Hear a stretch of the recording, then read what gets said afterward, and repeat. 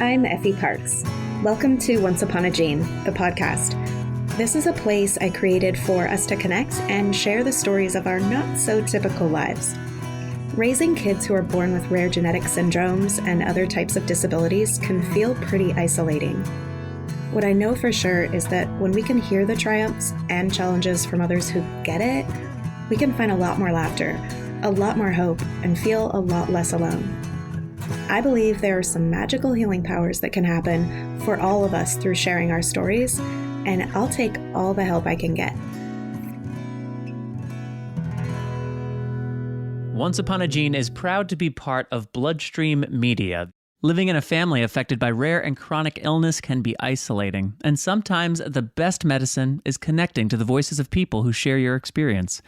This is why Bloodstream Media produces podcasts, blogs, and other forms of content for patients, families, and clinicians impacted by rare and chronic diseases. Visit bloodstreammedia.com to learn more. Hi there. Welcome to the show. I'm Effie Parks, your host of this lovely podcast, and I'm so grateful that you took the time to tune in today. If you're new here, there is a vast library on so many topics with so many incredible human beings. So please work your way through them at the pace that works for you. And please send me a message if you have any questions or if you need any help finding something in particular. I have a fabulous couple on the show today. They have a gorgeous daughter named Natalie, also known as Nat G, who lives with a rare form of muscular dystrophy called PYROXD-1. They have created the Take Part Foundation to help fund research for kids like Natalie, and they're doing amazing work over there, so check it out. They share some of their story today, and they've also generously provided a few resources for families to take part in their mission, and also a guide to help nurture your relationships with your spouse. As rare disease families, we know that's a key component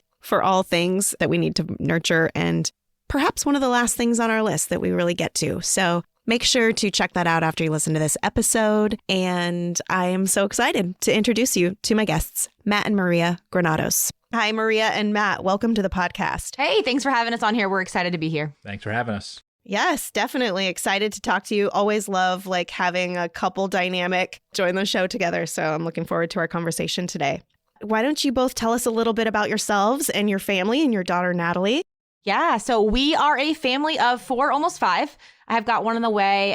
We have Natalie. She's our oldest daughter. She is in kindergarten. She's going to be 6 in April. She is a funny little bright light of joy, but she also has a very rare form of muscular dystrophy that is labeled by the gene called PYROXD-1.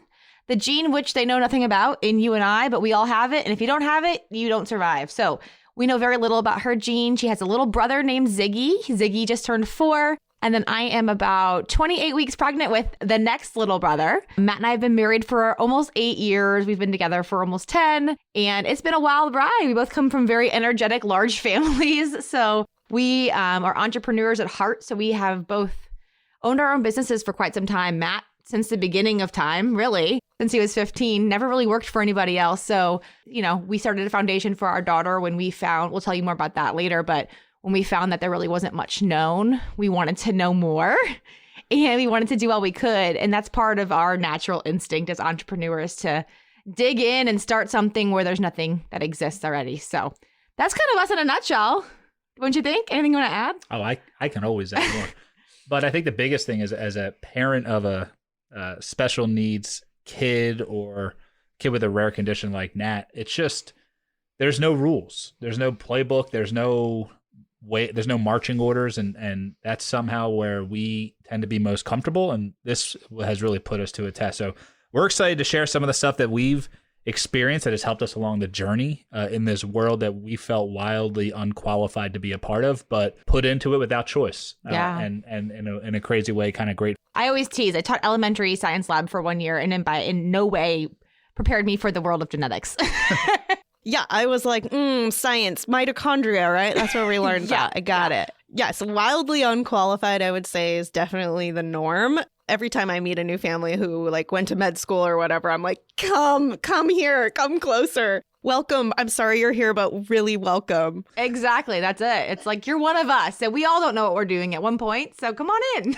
Yeah. Well, Natalie and Ziggy sound so cute. Congratulations on your new little one coming. I'm sure everyone is telling you, just like they have since she was born, that you're going to have your hands full. but we're excited to see that journey. That's amazing. Yeah, thank you. Okay, so Natalie has, you call her Nat, I'll call her Nat. She has a rare form of muscular dystrophy called PYROXD-1, which is one of the muscular dystrophies I actually haven't ran into yet. So I know there's a bunch of different variants of it. Can you tell us a little bit about this one specifically? I'd love to be able to tell you more, but that's the thing about it is they don't really understand why it happens. They only know what it does based on the 17 to 20 people like Natalie. So the best way I describe it to people, and this is where Maria and I kind of work well together. Maria is very smart. I am not so. So I have to simplify everything, but that's what's made this actually work out, I think, fairly well. So to describe Natalie's condition is gravity's her worst enemy. So in all things considered. So she has complete movement, but she can't stand, can't sit herself up, can't roll herself over the way she would like. So anything you do that goes against gravity, Natalie has trouble doing. So that tends to cause for many issues, not just from a day-to-day perspective of her walking and being mobile. And thankfully we have technology that helps her with that, with her wheelchairs and her feeding tubes, but also things like when she has the common cold, right? And that's what puts us on a regular basis in sick mode, or what we call maintenance mode. It's a mode that we get into when Nat gets sick, on how we continue to manage all the chaos that is our life while Nat's still going on. So Nat's condition as a whole is just, it's that genetic mutation that's causing her muscles not to act the way they should. As far as what PYROXD-1, the gene itself, does, the doctors don't know. That's part of what the research our foundation funds for Nat's project. And then as far as how to correct it, that's phase 2. So that's the best way to describe the unknown of a known gene. Yeah, I always like to tell people too, it's like, how you put tension in your muscles in order to stand, in order to kneel, in order to operate. That's what she can't do. She can't really maintain tension in her muscles. And so she can put her foot straight, put her foot flat on the ground, but she can't hold anything up. She can't maintain that tension for whatever reason. And they believe it has to do with her PYROXD-1 gene. Matt has a misspelling. I have a deletion, and we were lucky enough to discover that. We know many parents struggle to even figure out genetically what is going on. And we were able at 2 years old to find that out. I think at the time we were the youngest case to ever have figured that out, the youngest onset as well, and I think she's considered the most severe onset of PYROXD-1 at this stage. A lot of people who have it are coming from the Middle East, I think is what we found. They don't really know yet. I think now that we've uncovered some things genetically, they'll be able to test more people. That's another thing our foundation's looking to do, is help provide more genetic testing to people who can't afford it, in order to get answers to. I know you probably run into that a lot with guests, and people are just like how expensive that can be, and if insurance does or doesn't cover it. So yeah, PYROXD-1 is her condition. We don't know what it does, but we know without it, you don't live. So we're exploring that with our great team of researchers. Amazing. So there's 17 to 20 patients now. Was there no patient advocacy group proper that was dedicated to this gene when she was diagnosed? Yeah, there's really still not. So I'm going to tell you a story. So I did a mom thing. And when we found out the results, I went on Facebook and I was like, there's got to be a group, right? Like everybody has a group. I'm researching Facebook. We're in the rare, we've done the Rare Disease Network, all that kind of stuff. And our doctors, we have a smart team of doctors. We're over in St. Louis. So we're at St. Louis Children's Barnes. They're amazing. And there is no advocacy group as far as they know. And we've asked a lot of questions. So I'm on Facebook and I find this really tiny group.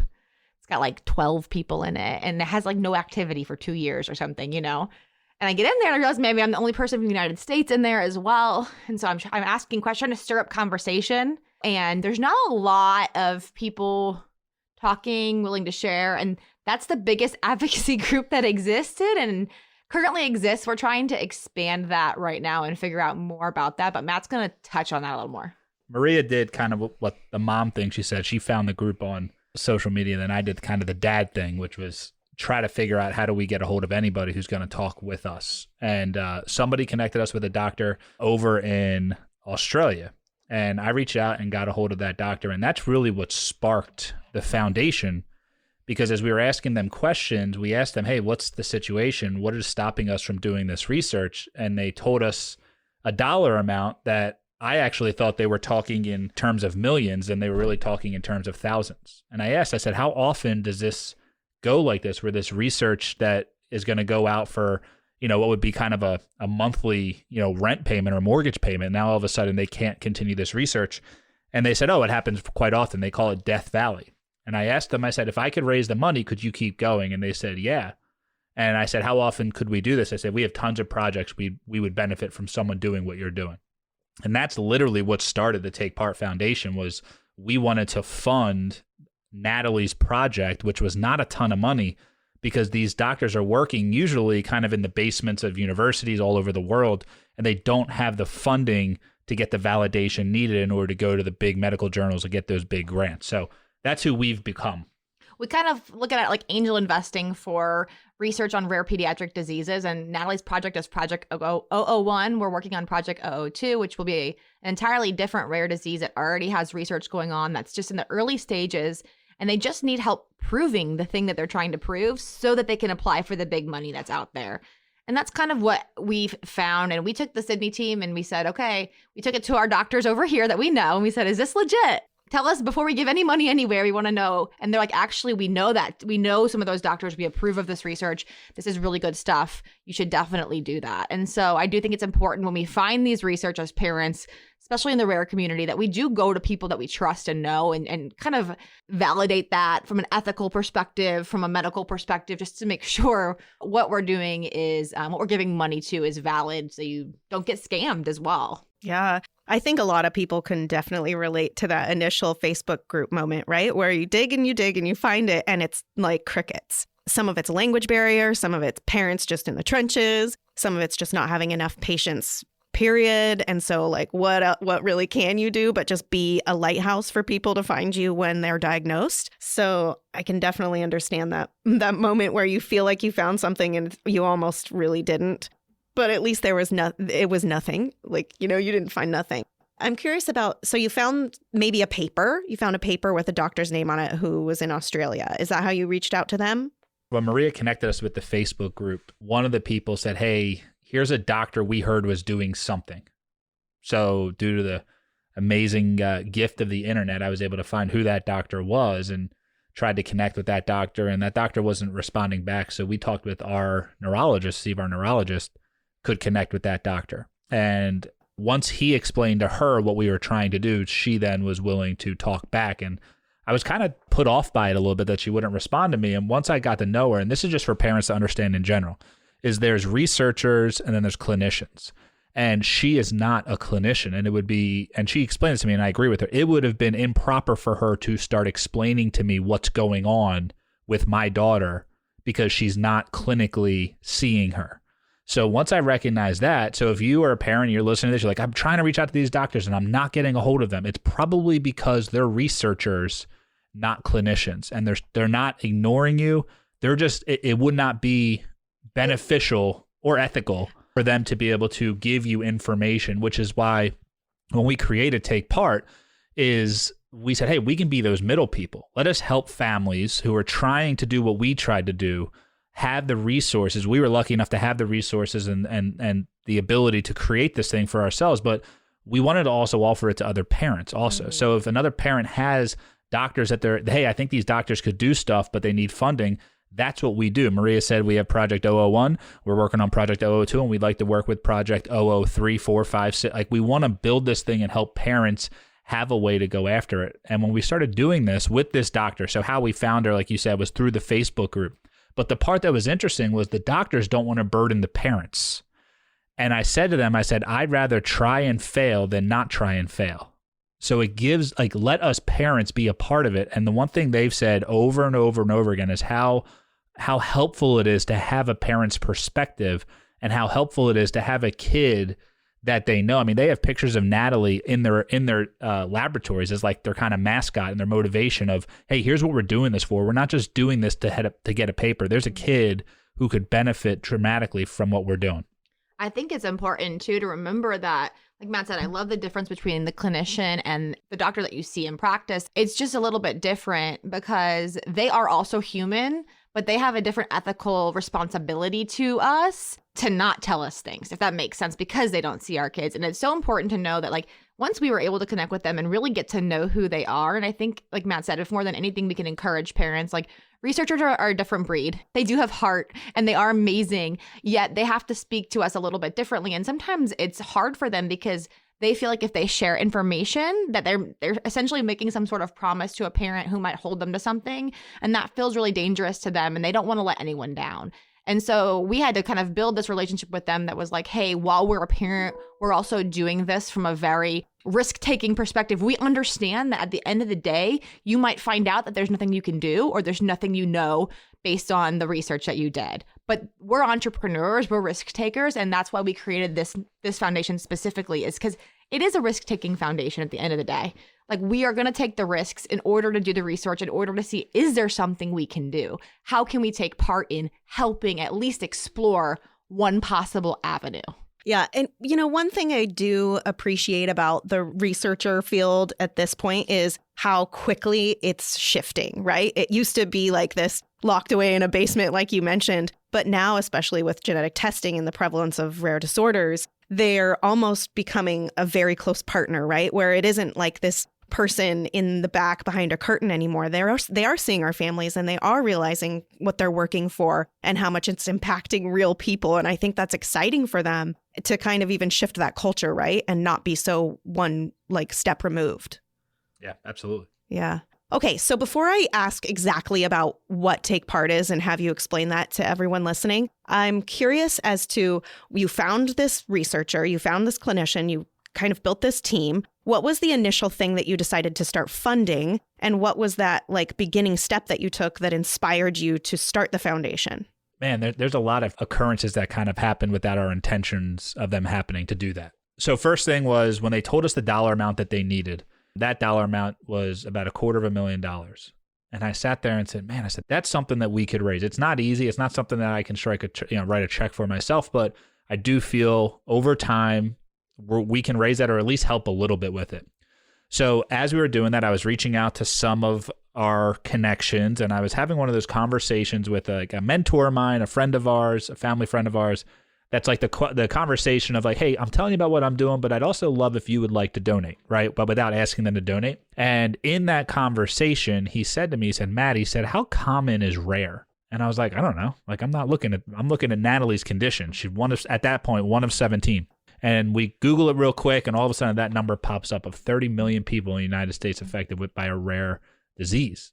And I went, oh my goodness. I said, rare is way more common than we think. And that's where our tagline came in. So what happened was when I saw that number, I started looking into more other, right? When you're a parent of a kid with a rare condition, you're so hyper focused on their condition. And that's all I was looking at. But I didn't even see the fact that there were so many other people affected by this. So once we realized that there was, the 30 million people in just the US alone, I started sitting there going, can we help more people? That's where the concept of the projects came in. Can we fund the project so that people can actually get it from point A to point B, get funded and move forward? So that was what started it from happening. And that's how the project started. The second part of it is how the actual warrior pages started. And that is how we help families tell their stories. And this story is a little bit more accidental, but like I said, I don't really believe in many coincidences. Thanksgiving 2019, and we were up in Philadelphia, where I'm from, for Thanksgiving, obviously. And a week before, I created this page because I was we didn't know what Nat's diagnosis was. So I was trying to get people to share with their aunt and uncle, doctor, whoever it was they were meeting with for Thanksgiving on, hey, here's what our daughter has going on. Here's some video. Here's all of her medical records. So I took all of her medical records. I put it on a page from birth to age 2 in chronological order and alphabetical order so they could easily look through it. And then what happened was, I wasn't expecting, we were going to send it out to everybody on Thanksgiving. Thanksgiving morning, Natalie gets put in a helicopter and medically evacuated from one part of the state of Pennsylvania to Philadelphia Children's Hospital. And she was admitted there for 4 weeks. But what happened was right when I got there, I get off the helicopter. And if any of you rare condition parents have dealt with that, which unfortunately many of you have, you're so frazzled. You don't know what's going on. It happened to just be a very windy day as well, which if you don't know anything about helicopters, that makes the ride way scarier. And we get off and the doctor says, hey, what's her condition? And I had no idea how to answer. So I said, I don't know, just go. And the website at the time, it's not that anymore, was helpnatg.com. I said, go to this website. It will tell you everything you need to know. And he kind of looked at me funny and walked away. I think he could tell that I was not mentally able to have a true conversation with him at the time. And he came back very shortly after with almost tears in his eyes. At this time, Natalie's laying on, and I'll never forget it, she's laying in the hospital bed, breathing tube, and she looks lifeless, right? Because she's not moving. She's completely out. And I'm sitting there going, this is what it will look like if she passes just without the tube. And it was such a pivotal moment. He comes walking in with tears in his eyes, and I'm assuming he's going to tell me that she's not going to make it, because why else would he be crying? And he goes, where'd you get that website? I said, well, we made it. I said, why? He said, because I almost gave your daughter a drug that could have either put her deep into a coma or potentially killed her. He said, but when I went to this website, I was able to look and see how she was born, the doctors you were working with, and realizing that she had some type of skeletal muscular issue that I could not give the drug I was going to give her, but you didn't tell me she had any of this. And all of a sudden, I looked at him and I said, well, thank God you have that site. He said, if we had this site, more kids would be alive. And from that day, we didn't have this foundation. It was too expensive to offer this service. And when we started Take Part, we had the projects taken together, and Maria said, hey, we should also help people tell their story. And that's how we tied in the Warrior page. So what the Warrior page does also is helps parents tell their stories, just like we said. And it's actually a template we've created. So anyone, no matter your technical background, even if as long as you could turn on a computer or make a phone call on your phone, you can walk through and create the exact similar page to what I did for Natalie to help share your story. I have a physical reaction to that story. Thank you for telling it. I can only imagine, and so many can and have lived it, like just seeing your child there and thinking, oh, this is what they're going to look like when they pass away. That is such a visual of rare disease truth, isn't it? But the fact that you put together without an answer, without a genetic test yet, or whenever you got that, you just made this information page and created that resource to hand out is so important, and obviously made all the difference in the care that she received. And thank goodness for that doctor, right, who actually took the time to look at it and to respect what you were handing them, because that doesn't always happen, especially in an emergency situation. So I really want to commend you for making that and being so organized. It's really, truly impressive. Well, and here's what's happened since then, which is why I was so interested. That doctor took that and shared it with every other doctor that came in. And what I realized was sometimes doctors are kind of off-putting to us parents, like as if we don't belong in the conversation. And the reason why is exactly like you just said, is we're not providing good information. Like, we're providing our thoughts, but at certain times they need medical information. So I didn't realize the fact that it's hard to get medical information. Like, that was the hardest part of that whole page, was just getting it from the different doctors we go to. And then it was the concept of HIPAA policies overriding, so they couldn't share with each other. I was just so fed up with the fact that, yeah, I can't share that unless you sign these 15 pages so you can share this one thing with this other doctor in another state that can help your daughter. We were too rare to deal with just one city. And because of that, that page has been used to save Natalie's life multiple four times now. Yeah.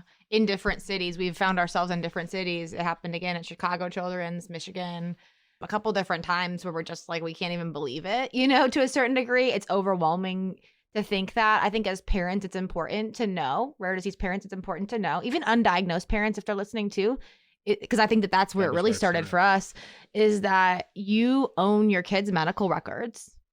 Yep. And you have the right to ask for them. You have the right to put them into whatever you want. You have the right to do that. It's a matter of, as you go to each doctor's appointment, collect those things.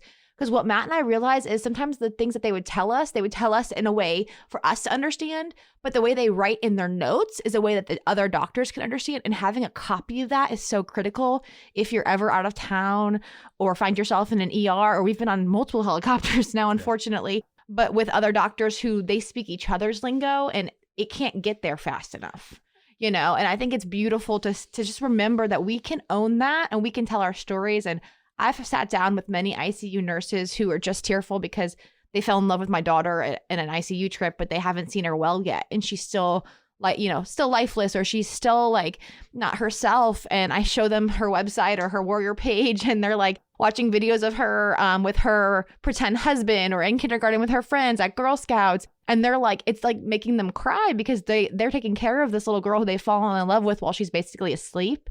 And they get a chance to see it. Helps them fight with you, helps them kind of take part in their fight as well. Because these nurses are humans and the doctors are humans, and they care. Sometimes I feel like as a mom who's a mama bear, I found out sometimes that I think they don't care. And we've had to have some doctors removed from our ICU trips before, or that have wanted us removed. I think a lot of parents can relate to that. But at the same time, on the whole, I think the majority of them want to help. And so having these pages that really brings your kid to life for them, both medically, like subjectively and objectively, is so critical. I don't want to keep going. I want you to ask more questions, but just when we talk about these warrior pages, I'm just so grateful that this is part of what we do, because this funding and stuff, that's fantastic. And that definitely will help. And that's definitely the focus of what we do. But these warrior pages, that can help every single parent. We can't fund every single rare condition, but every single parent can make these. It's completely free on our website. And then the ability for us to have new babysitters and go to new schools and have a new therapist, and all of a sudden someone leaves. The story Maria was talking about when Natalie actually had an incident where she passed away for about 20 minutes and was revived back to life by nothing less than a miracle. And when I was in the helicopter going from Michigan to Chicago, by the time I got there, the Michigan hospital sent Chicago her website. The doctors knew everything that was needed before I even got off that helicopter. I didn't have to answer a single question. It was just an amazing full circle. The first time I got off a helicopter and had to give it, and then the next time I got off a helicopter, they had it. It was really, really beautiful. And I think too, just like with paras, like Natalie's in kindergarten at the public school near us. And so we send it to her para in the summer. Hey, you're going to have this great little kid. Like, you hear you're getting a special needs kid and or a rare disease kid, you might be scared as a para or a kindergarten teacher or school nurse. And like, let me just show you videos and pictures of who she is and some medical lingo about her condition. And it almost makes them like have a breath of fresh air. Like, oh my gosh, we're so excited for this kid. I think sometimes we forget that those people too might be a little fearful.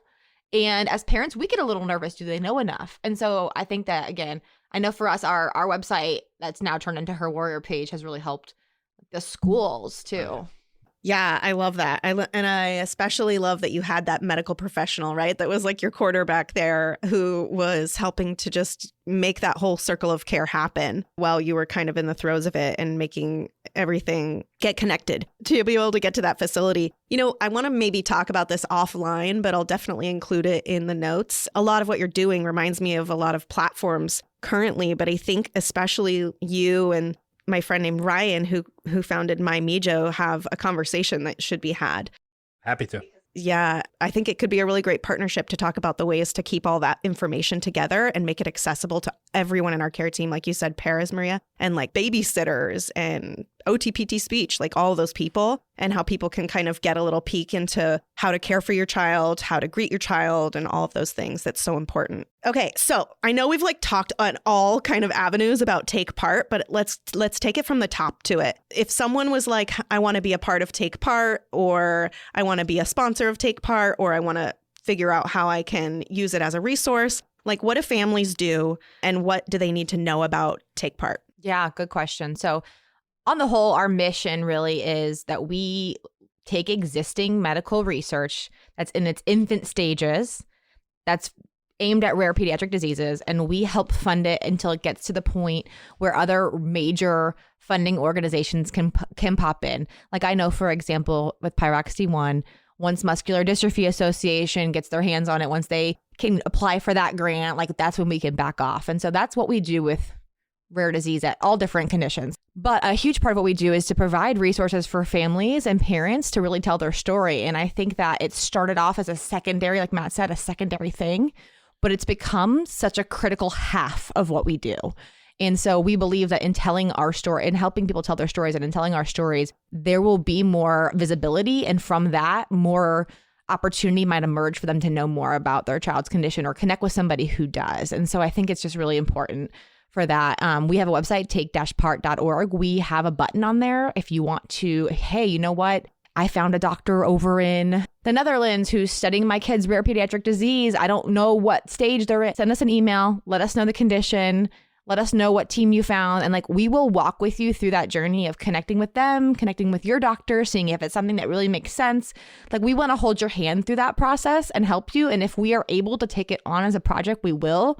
If not, we will help coach you on how to do that, I think. And like, that's a huge part of what we do. It's like, hey, you know what? This is how we did it. Right now, we have the opportunity to take on new projects. So we will. Maybe we will reach a point where we're like, hey, right now we can't take on a new one, but we don't want anyone to ever feel like they can't continue to fundraise for that themselves. And that's why the warrior pages are important. Like, hey, build your warrior page. Use that It's a fundraise. And so we really want people to feel like they're taking part in their child's research and that journey and leading them to a therapy or a cure, if that's where it's going.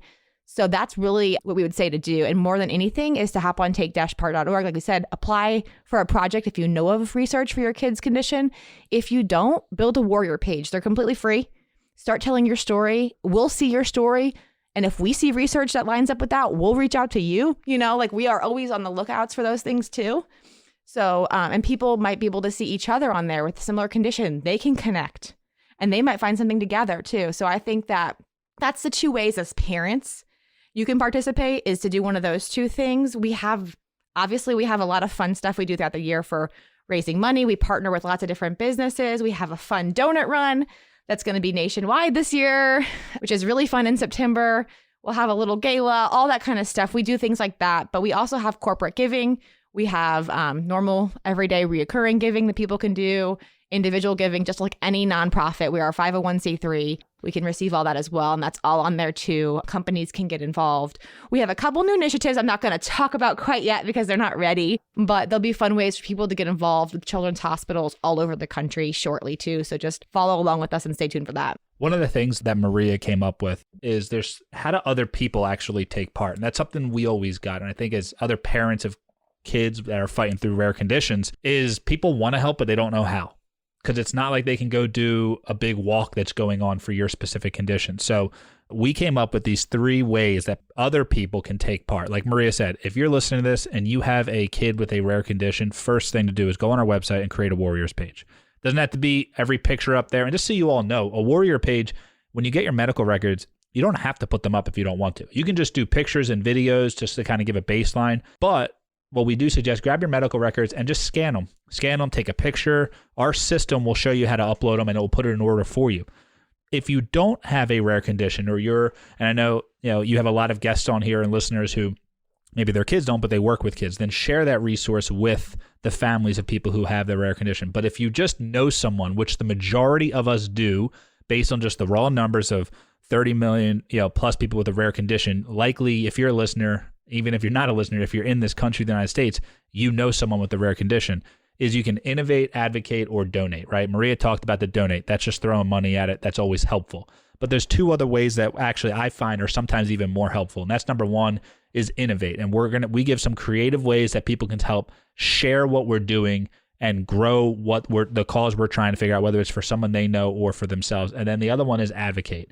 And that is share what's happening. Share what's happening with what we're doing. There's other resources out there that are doing similar things. And when it comes to how do you help something where you feel helpless, one of those 3 things tend to fall in line: donate, innovate, or advocate. And we love for people to do all 3 or just one. But again, if you have a kid with one of these little conditions, jump on, get that Warrior page going, and then we can start the conversation moving forward on how we can help with funding or just more resources for you as a parent. Awesome. I really appreciate that you brought up the outer ring there, that it's not just about the parents and the medical team being a part of this to help move things forward, but it's about the people that love them also, right? Or anyone that's just looking to do good, perhaps in this area. So no one's left out for sure, especially when you need all the help you can get in rare disease. So that's a good point. And I'm all about telling your story. I mean, this is Once Upon a Gene around here. And I know that it's like a Ferris wheel that shoots out in every direction. Like telling your story can have so many different effects and can impact the world in so many different ways, even if it's in the smallest way in your own home. Telling your story and sharing your story and being available in some way to someone who needs that lifeline can change everything. So I appreciate that part of your organization as well. Yeah, and we appreciate you continuing to tell stories. It is so important. Yeah. Okay, you two, as a couple, I know this is a whole different podcast, but how do you make this work, living your lives, working your jobs, having, you're both entrepreneurs, you said earlier, but then starting this 501c3 and having 2.5 kids? Like, how do you make the dynamic and the stress levels of being a rare disease parent kind of exist? And like, how are you coping? And what's the magic sauce that's working right now for you? When you find it, tell us too. What's today's sauce? Oh man, yeah, okay. It is hard. One thing that, like I said, we've been blessed with is we have a company that's a consultancy that we do in the for-profit world, and it kind of came from a similar question that you asked when Maria came to me and said, man, I knew marriage, this is before we had any kids. I knew marriage was going to be really hard. I didn't realize how hard it was going to be. Meaning, Matt, you're crazy, right? Your head's all over the place. You're a typical entrepreneur. And I said, well, there's these 9 questions I ask myself. She saw the 9 questions. We started answering them together. And what I realized was this system that we've been using has almost been like training for when we would really need it. Yeah. Meaning we've been doing this for years before we even had kids, let alone a kid with the current situation like we're talking about.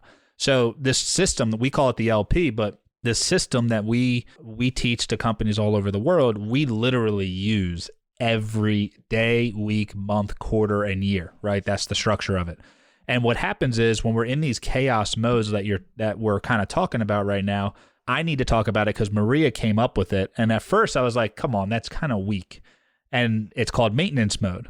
And what happens is in this system that we use, it's just a planner. It's very simple to fill out. We talk about first what we want, then what we need to do, and then we only do what is actually important. We call it reverse planning. And Maria's wants on a week where we were in the hospital were like super weak would be the word I want to use, but just there's no growth, right? I'm a growth guy. I'm a growth mindset. And I was like, that's all you're doing this week? And she said, yeah, she said something that has changed my life from that conversation. She said, I just don't want anything to fall behind. And when you're in a position where your kid's laying in an ICU bed or your kid's in their bed upstairs and they are not coming off their breathing equipment or they're just not feeling well, or your wife's not feeling well, your husband's not feeling well, there needs to be a mode that we can go in to make sure we don't drop any balls, but yet we don't just totally give up on the world. And that's what we found has been super helpful is we don't wait for chaos to have a system. We have a system we use every single week so that when chaos comes into our life, like it will anybody's life, whether you have a kid who is quote unquote normal or has a rare condition, you're going to get hit with chaos. And because of this system we have, we can fall back on it and thrive through some of the most challenging things that most people could see us go through. Yeah, I really truly believe that it's really, and you could simplify it. Like nobody has to use our system. We really like it. But at the same time, it's like every Sunday, Matt and I sit down and we're like, all right, what do we got ahead of us this week? How are we equipped as a team to handle what we both need to accomplish in our businesses, what our family needs and what we need individually? Like, how can we do that this week? And so we really sit down and like make sure, because like those days when I know a lot of friends of mine will be like, oh my gosh, so-and-so didn't tell me he was doing this until last night. And I'm like, that's why we do Sunday planning. It's because I don't want to know about this thing that you knew about on Thursday that I'm just not finding out about. So I ask questions. I think it's important to sit down before the week starts and just like, hey, what do you want to accomplish this week, Matt? Yeah. Okay, cool. Here's what I want to accomplish. Here's how you can help me. Here's how I can help you. And just really being each other's teammate. And that sounds cheesy, I know. But like really, truly having those early conversations before it gets chaotic and doing that. And I'm going to be honest with you, we're not perfect at it. And we really have had seasons of therapy. We've had seasons of lots of like things that have been extremely helpful alongside these things. So we're not going to sit here and pretend like planning your week is going to save all your issues. We've gone through grief. We've gone through lots of stuff that we've had to work through. But having some sort of system where you are asking each other questions about what you want and need each week, I think will do you well in your relationship. And it's done us well. And here's a simple, right? Because I want to give some applicable. This is what I like to do on a regular basis, but we break down the entire year, like I said, and we work on daily actions, weekly planning, right? Monthly refine, quarterly reset, and annual retreat. And that's how we go through our year. So once a year, we'll actually go through what are we planning this year on a quarterly basis. We'll actually reset our goals for both personal and professional. And then on a monthly basis, we'll touch base and kind of review and refine what we need to do. Weekly, we're planning, we're communicating our plan. And then the most important thing is on a daily basis, we're taking action. And that's the key to all of this because there's times where we can't take all the actions we want because we're in a hospital room. And we need to know which actions can we take and which actions can't we take. And because we're preparing beforehand, I can go to Maria and say, hey, I know we're in the hospital, but I have this thing I need to do. And it's not seen as a selfish thing I'm doing. It's seen as a, hey, I'm doing this because our life needs to continue on. Now, for us, hospital visits are part of life. For some people, it's a one-time thing. That's not necessarily what I'm talking about. But once you go, I think in 2000, I don't know which year it was, we were in the hospital 9 times in the first 8 months, right? Overnight, probably a week at a time in the ICU. So you can't stop life because of what's happening with your kids, but you also can't disregard what's happening with your kids. And that's exactly what this system has done for us. And we'd love to share with any parent who's in this situation, because it just, my goodness, it's so tough to deal with a system. It has to be nearly, I mean, you look at the divorce rates of couples with rare disease. I mean, all of that stuff. And it comes to the fact of, are you comfortable? Are you having the conversations you need to have? I mean, Maria and I have had to talk about conversations of, hey, if I'm out speaking at an event or I'm with a client and something crazy happens to Natalie, I can't blame Maria, and I can't have Maria be concerned that I'm going to blame her, because things have happened randomly, and that's just what we're dealing with. And can we stop our life to do anything about it? And the answer is no, for two reasons. Number one, that would discredit what Natalie's doing in our life, as if Natalie's a burden, and she's not. It's an absolute blessing. And number two is it would take away from the life that we are given here to live. And that's something that I think is so beautiful to see families and people who do stuff. So to answer, how do we cope with this? We do crazy things like start a foundation, right? Other people see that and they're like, wow, that's amazing what you all are doing. And I'm like, only if you knew. It's because I don't want to sit back and do nothing. And Maria doesn't want to sit back and do nothing and just watch our kid live this life that is quote unquote hopeless, when we know there is hope. And that's not for everybody. That's just how we, that's our coping mechanism. Other parents have other ways of coping. That's our natural way to cope, is to like start something, because that's who we are and that's our background. But I think a lot of times we cope in different ways. But it's just being completely open in conversation and always checking in is, if at the base level, that's what it is. Yep. Yeah. I think everyone can just rewind the last few minutes and maybe listen to all of that again, especially with the new year upon us, right? Like maybe that's some motivation to think about opening the communication lines a little more between partners, and to kind of focus on maybe the positivity and your family system processes that you can enact to, like you said, you can't stop living exactly when you're going in a crisis mode, because you're always going to be in a crisis mode. So you have to figure out how to make that sort of live together, right, in the same room without anyone completely exploding, and having kind of that base coat that you've laid down to ensure that doesn't happen. So what an amazing reminder, and so many good tips there. I think I'll do more than just have a shared calendar. So thank you for giving me some ideas of how maybe we could have a few things in place a little more strong. For sure. Okay, Matt, Maria, is there anything that I should have asked you that I didn't today that you want to leave with our friends listening? Yeah, it's okay to be somewhat bothered when people say things that are out of ignorance, but I don't necessarily want to accept it to be okay to be offended by it. Meaning that people don't know what to say when they see a situation with Natalie, when they see you in the hospital, when they see, I've come to learn that, and people don't know what to do. And what I tell people is, like, when someone asks, hey, can we get you guys food, or can we get you money to go? And we used to always be like, no, we're good. Like, we don't need, thankfully, we don't need money, right? That's not something we need. What we need is someone to come give us some more time so we can get back to doing what we were doing. But when it comes to the money, we started accepting what people would offer, because it's their way of coping with it as well. And sometimes when we're in that moment and someone's like, oh, like, let's just bring Natalie over here. Well, Natalie's got a 400-pound wheelchair. She can't go. There's a little stair right there that you don't see. She can't go there, or she can't even come to your house.